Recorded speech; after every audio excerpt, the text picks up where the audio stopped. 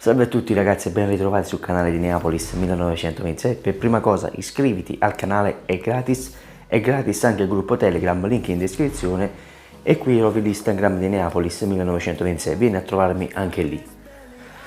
Napoli-Benevento 1-5, wow, che bordello state facendo per una sconfitta piena di secondi giocatori e di non titolari.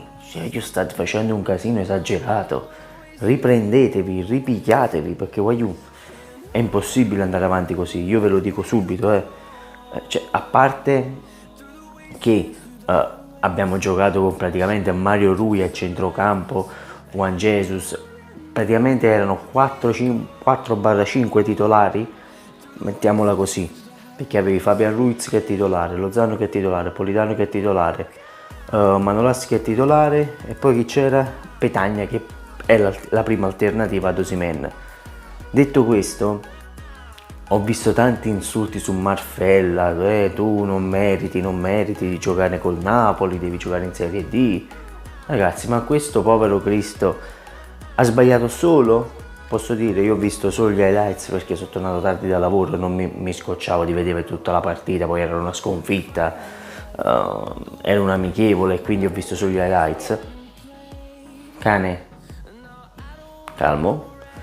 Ha sbagliato solo sul primo gol perché doveva mettere 2/3 uomini lì sulla punizione, però è l'inesperienza ragazzi e ci può stare. Con la Juventus dovrebbe giocare Ospina, hanno trovato un accordo, se non sbaglio il Napoli e la Juventus e la nazionale colombiana, quindi state tranquilli e basta con gli insulti.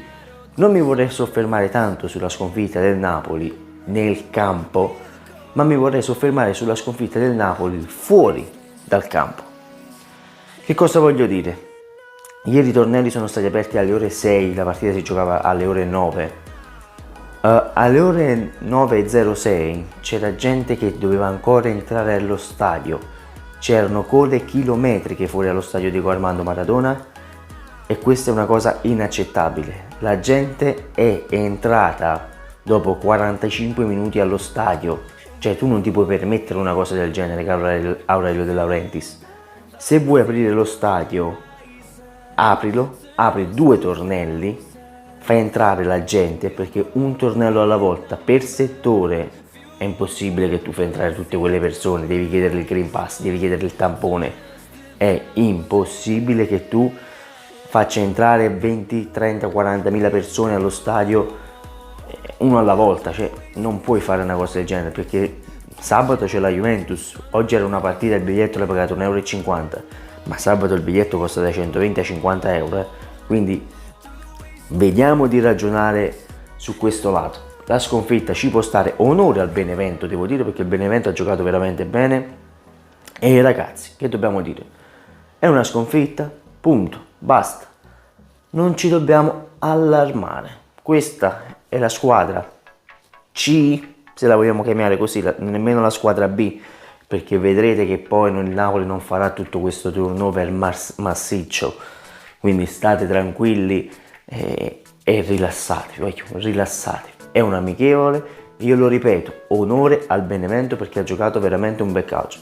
Sempre e comunque, forza Napoli dal vostro Neapolis 1926, ciao a